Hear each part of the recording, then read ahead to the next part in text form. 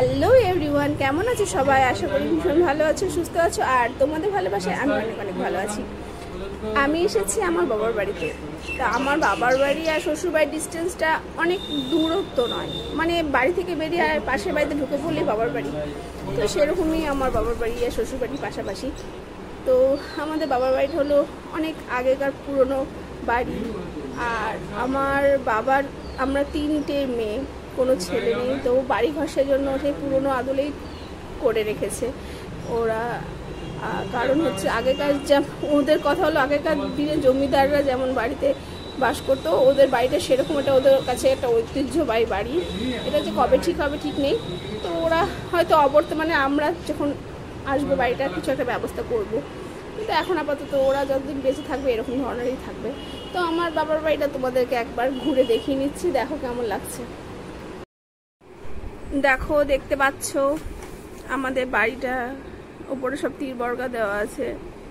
আগেকার বাড়িগুলো এভাবে তীর বর্গা দিয়ে তো তৈরি হতো, সেরকমই আমার বাবার বাড়ির ঘরগুলো ছাদে সব তীর বর্গা দেওয়া আছে। সব বাবার বাড়ির ঘরগুলো সব ঘুরে ঘুরে দেখাচ্ছি। এই ঘরটা আমার বাবা মা থাকে, দেখো বাবা মা থাকার ঘরটা সব আগেকার যুগের খেয়াল ধরে রেখেছে। যেমন আমার ঠাম্মা, তেমন আমার কাকু, আমার বাবা, ওরা কি ধরনের মানুষ জানি না, আগেকার খেয়াল পুরো মাথায় পুষে রেখেছে যে এগুলো কে বাস করবে এই বাড়িতে, কে থাকবে, এই তো আমরা দুদিন পরেই চলে যাব, তোদেরই হয়ে যাবে সব, তখন তো ওরা ভেঙে কুড়ে যা খুশি করিস। ওদের কথা হলো এই ধরনের। তাহলে এদের সাথে পারা যাবে বলো? এ দেখো আমার ঠাম্মি আমার সাথে গল্প করছে, শোনো। কোনো শরীর খারাপ করছে না তো? মাথা টাথা ঘুরছে না তো? ঠিকঠাক করে খাওয়া দাওয়া করেছো? শুনেছো তোমরা আমার ঠাম্মির গল্প? আমার সাথে কত বকবক করছে। তো দেখলে হবে না, বয়সটা কিন্তু 80-র ওপরে হয়ে গেছে, তবুও এত সুন্দর আছে। তো এখন যেমন লাগছে আরও সুন্দর লাগে যখন একটু সেজে গুজে ঘুরে বেড়ায়, পুরো নজর লেগে যায়।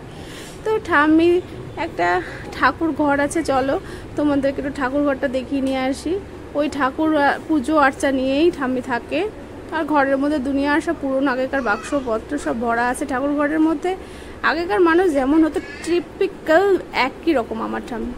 তো আমাদের বাড়িতে একটা কুয়ো আছে, সে কুয়োটা অনেক আগেকার পুরনো কুয়ো। ওখানে একটা পুরনো ঘর রয়েছে, ওই দিকটা পুরো এখনো ব্যবহার করা হয় না। তো সেই কুয়োটায় আগে প্রচুর জল ভর্তি থাকতো, আমরা বর্ষার সময় পুরো ভর্তি জল দেখতাম। তো এবছর কি হয়েছে দেখছি কুয়োটা পুরো শূন্য হয়ে গেছে। এই জলেই ঠাকুরের পুজো হয়েছে, কিন্তু এবছর পুরো কুয়োটা ফাঁকা।